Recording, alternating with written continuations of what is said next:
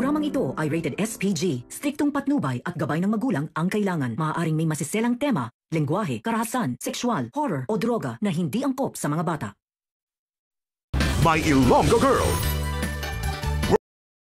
Susubukin ulit ng tadhana ang ating bida na si Tata dahil pagkatapos ng eksena sa kaarawan ni Sergov, magaganap na ang family photoshoot ng pamilya Palma. Dito nga ay hindi pa rin nawala sa eksena ang ating bida. Hindi siya pwede na basta na lang maetsapwera sa photoshoot ng pamilya Palma dahil panigurado na mag-iinit ulit ang ulo nitong si Margaret kay Tata. Abalang-abala nga ang ating bida sa kanyang endorsement kasama ang bruhang si Sugar. Nakailang take muna nga itong si Tata bago makuha kung ano talaga ang tamang pagbigkas ng linya. Kaya nagagalit nga itong si Direk kay Tata.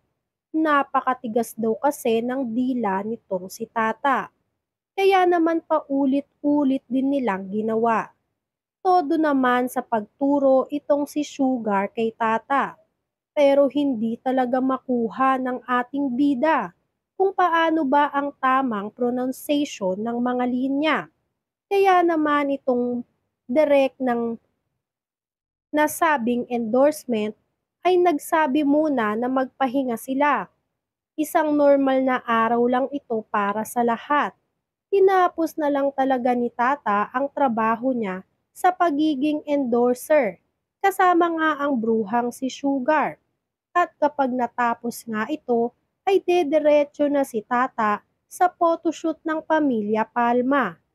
Pero mukhang sinusubok ata talaga ng tadhana ang ating bida na si Tata.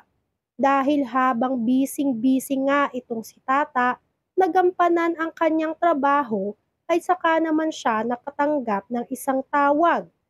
Tawag nga mula dito sa kanyang inay gwapa. Mabuti na nga lang at nakabreak pa sila. Kaya nasagot nitong si Tata ang tawag ng kanyang ina na si Shirley.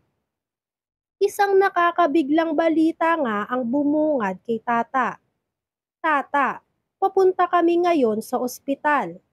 Susugod namin itong si Maymay dahil nabundol siya ng sasakyan at nabagok. Hindi nga alam ni Tata kung ano ang gagawin. Tumulo bigla ang luha ng ating bida at walang ano-anong sinabi na pupunta siya sa ospital. Kung nasaan nga raw itong si Maymay. Iniwan nitong si Tata ang trabaho niya para lang mapuntahan ng kanyang kapatid. Walang kaalam-alam nga itong si Sugar na umalis na ang kanyang alaga na si Tata at sumakay na nga itong mag-isa sa taxi. Pagbalik nga nitong si Sugar sa lugar na wala na sa paningin niya si Tata. Nagtanong nga siya sa isang babae o sa mga tao kung saan nagpunta si Tata. Nag-aalala bigla si Sugar dahil may pupuntahan pang family photoshoot ang ating bida. At nag-aantay nga ngayon ang pamilya Palma. Habang nasa sakyan naman ang ating bida, ay bumubuhos ang luha nito. Wala nang paki ang ating bida kung may makakita man sa kanya. Habang papunta nga sa ospital ay humahagulgul siya. Ang importante ngayon kay Tata ay makita ang pinakamamahal niyang kapatid na si Maymay.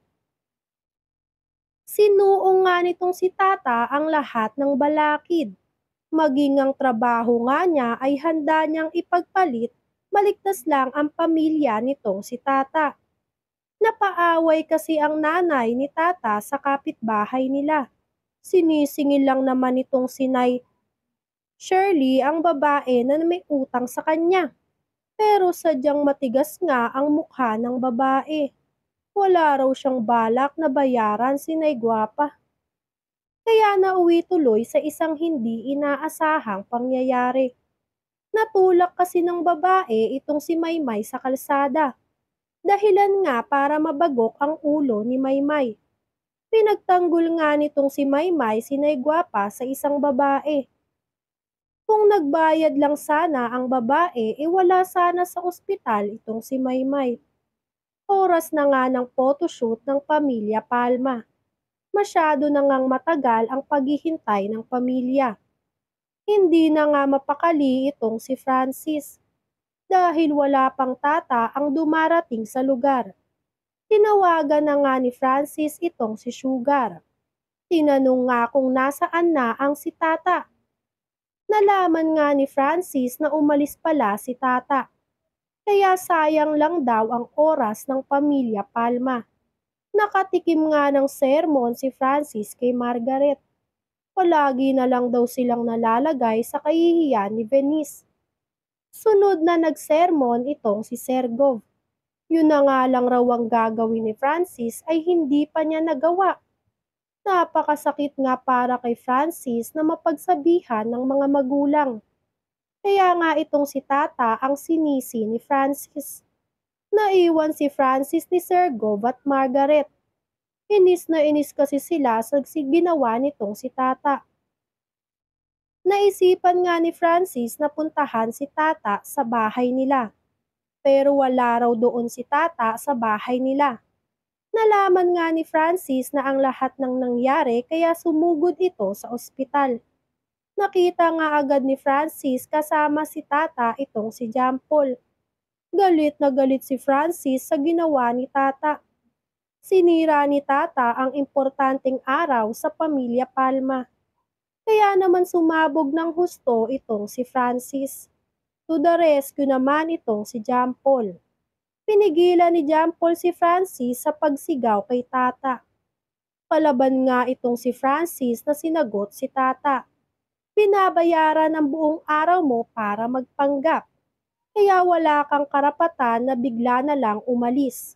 Lalong-lalo na nga at may importante tayong gagawin. Hindi na nga nakapagpigil itong si tata. Sinabi niya ni tata na nadisgrasya ang kapatid niyang si Maymay. Kaya hindi siya pwede na hindi magpunta sa ospital. Kahit nga anong paliwanag nitong si tata ay hindi siya maintindihan ni Francis. Parang walang puso itong si Francis. Pero kalaunan nga ay napagtanto din ni Francis. Katulad lang siya nitong si tata. Nagagawin ng lahat para sa pamilya. Umalis nga si Francis at naiwan si tata. Iyak ng iyak itong si tata. Hindi niya nga alam kung may babalikan pa siyang trabaho. Bagong kapalpakan na naman kasi ang nangyari.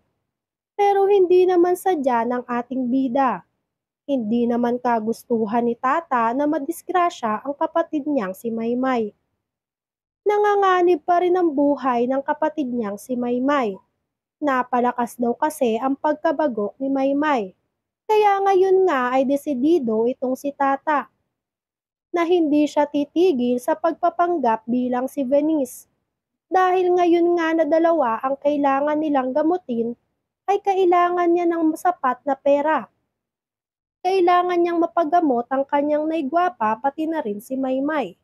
Kaya naman makikiusap muli ang ating bida kay Francis na pagbigyan pa siya muli sa kanyang mga kasalanan. Pagbibigyan pa kaya nitong si Francis ang ating bida na si tata na magtrabaho pa bilang si Venice sa pamilya Palma? Yan nga ang mga kaganapan at mga dapat nating abangan dito sa My Ilonggo Girl. Kung gusto niyo pa ng mga ganitong klaseng video ay mag-subscribe at i-like itong video na to. Maraming salamat po.